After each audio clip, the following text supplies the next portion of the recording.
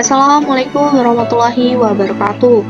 Nama saya Diva Bertina Fisa, NPM 2204031004. Di sini saya akan membahas terkait tentang kasus bullying. Kasus bullying di Indonesia sudah sering kali terdengar, bahkan ada juga yang berakhir dengan kematian. Oleh karena itu, menghentikan bullying harus dilakukan oleh semua pihak, baik itu keluarga maupun sekolah. Bullying harus dihentikan sekarang juga. Mengapa? Karena dampaknya sangat luas sekali, mulai dari prestasi akademis, kehidupan sosial, kesehatan mental dan fisik anak, hingga keselamatan nyawa. Nah, apa saja jenis-jenis bullying dan apa saja dampaknya dan juga cara mengatasi bullying? Mari kita simak video berikut ini. Apa sih bullying itu? Bullying merupakan segala bentuk penindasan atau kekerasan yang dilakukan dengan sengaja oleh satu orang atau sekelompok orang yang lebih dari kuat atau berkuasa terhadap orang lain, bertujuan untuk menyakiti dan dilakukan secara terus-menerus. Jenis-jenis bullying ada fisik, verbal, sosial, cyberbullying, dan seksual. Nah, kita akan membahas tentang perundungan fisik, yaitu penindasan yang dilakukan dengan cara melibatkan fisik seperti melukai tubuh seseorang yang dapat menyebabkan efek jangka pendek dan jangka panjang. Perundungan fisik mencakup memukul, menendang, mendorong, dan menghancurkan barang orang lain. Perundungan verbal atau yaitu intimidasi yang melibatkan kata-kata baik secara tertulis atau terucap.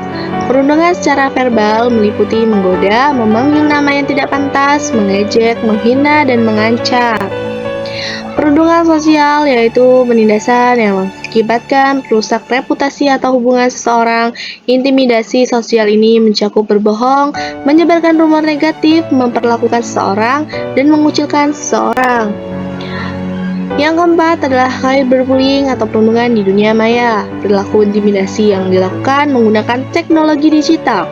Perundungan di dunia maya ini meliputi mengunggah gambar atau video yang tidak pantas, menyebarkan gosip secara online, dan menggunakan informasi orang lain di media sosial. Yang terakhir ialah perundungan seksual.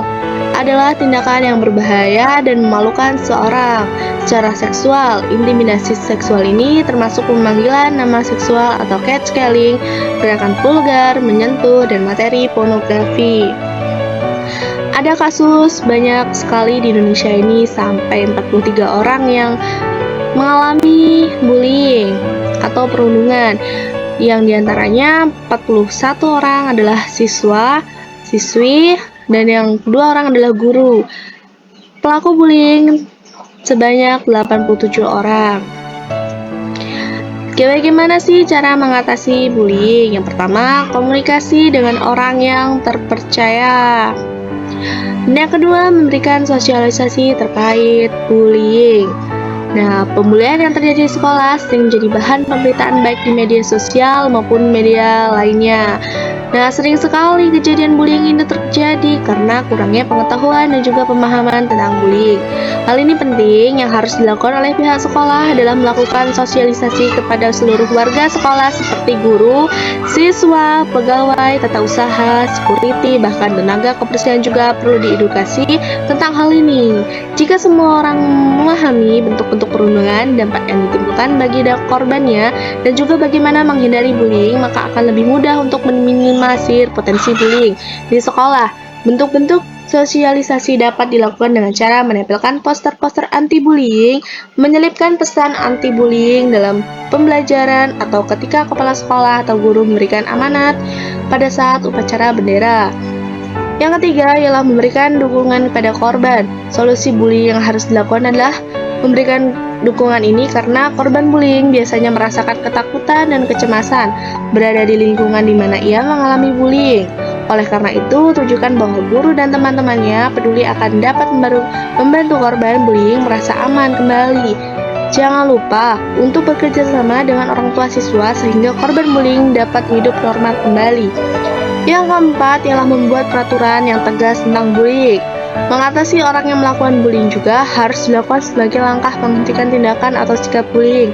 Selain korban, pelaku juga harus diberikan treatment supaya tidak terus terulang. perlu bagi guru dan juga sekolah membuat peraturan yang ketat hingga bullying. Tentang bullying, peraturan-peraturan ini bisa dimulai dari level peraturan kelas hingga peraturan sekolah. Dengan demikian, semua orang akan tahu konsekuensi yang didapat ketika terjadi pembulian. Yang kelima ialah memberikan teladan atau contoh yang baik. Bullying pada anak sering terjadi karena mencontoh orang-orang sekitarnya. Sebagai guru, maka guru pintar harus sangatlah berhati-hati dalam bertindak maupun bertutur kata. Yang keenam, mengajarkan siswa melawan bullying. Bentuk perlawanan terhadap tindakan perundungan bullying tidak harus dengan cara kekerasan atau melakukan hal yang sama dengan pembulinya. Salah satu cara melawan bullying adalah dengan berani melaporkan tindakan bullying terhadap gurunya. Yang ketujuh, membantu pelaku menghentikan perilaku buruknya. Nah, bullying ajarkan pada mereka bersimpati dan berempati pada orang lain. Selain itu, berikan juga pengetahuan bahaya pembulian terhadap korban-korbannya. Nah, jadi ada banyak sekali dampak dari bullying bagi korbannya, sangatlah dahsyat ya teman-teman. Sebagai contoh, dampak bullying antara lain depresi dan gangguan kecemasan, merasa sedih dan kesepian, terjadinya perubahan pada pola tidur dan makan, berkurangnya ketertarikan terhadap aktivitas yang sebelumnya disenangi, masalah kesehatan, hingga menurunnya prestasi akademis.